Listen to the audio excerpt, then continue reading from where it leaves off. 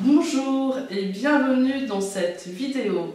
Aujourd'hui, la question c'est comment avoir une vie heureuse après une séparation ou un divorce. Je suis Niali Alexandra, je suis la créatrice du site lanouvellemamansolo.fr. C'est un site qui est là pour aider les femmes et les hommes à rebondir après une séparation ou un divorce. Alors pourquoi je fais cette vidéo? Parce que tout simplement, une rupture c'est extrêmement douloureux.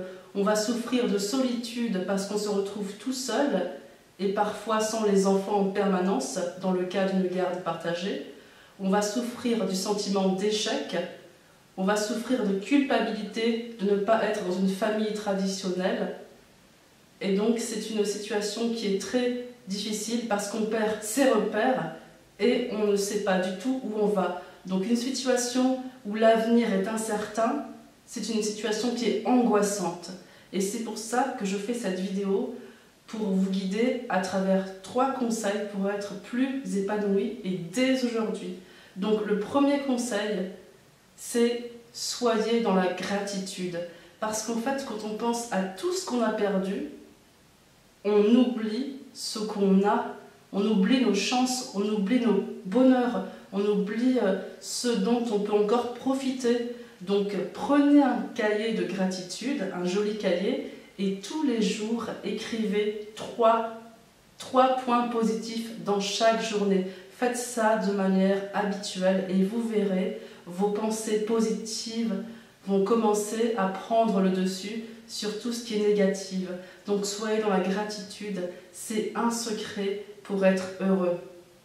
Deuxième point pour aller de l'avant et pour sortir de sa déprime, pour sortir de tout ce qui est négatif, vous devez absolument penser à prendre soin de votre corps.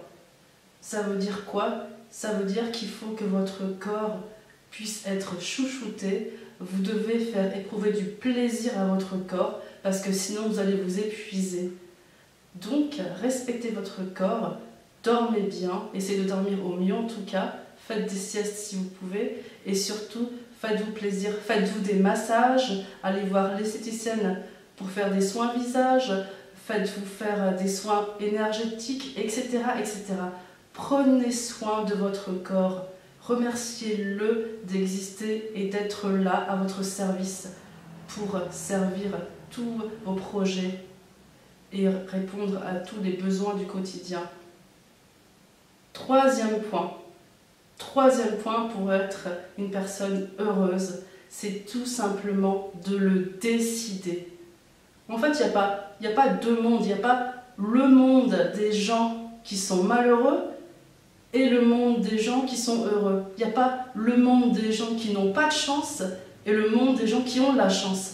En fait, il y a juste les personnes qui décident d'être heureuses et qui font en sorte d'être heureuses. Donc si vous écoutez cette vidéo, c'est super, c'est génial parce que c'est que vous êtes en train de réfléchir à comment faire pour aller mieux. Eh bien, continuez parce que c'est comme ça que vous allez progresser. Posez-vous la question, qu'est-ce que je peux faire au quotidien pour être plus heureux ou heureuse? C'est super important, ça vous permet d'avoir un objectif et de voir du positif devant vous. Et faites-vous une promesse, c'est une promesse toute simple. Dites-vous que le futur sera plus beau que le passé et demandez-vous comment. Un exemple tout simple, c'est que si vous êtes séparés, c'est que la relation de couple, elle a foiré. Et donc l'idée, c'est que basé sur cette expérience passée qui a été malheureuse, posez-vous la question, comment je fais pour ne pas reproduire les erreurs du passé? Quelles leçons je tire de mes relations amoureuses, de ma relation amoureuse passée? Qu'est-ce que j'en retire comme leçon? Et comment je fais pour trouver un amour plus épanouissant?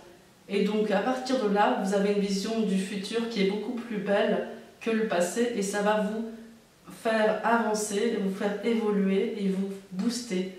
Donc voilà, j'ai fini avec les 3 conseils. Dites-moi dans les commentaires si vous avez des questions par rapport à ces conseils.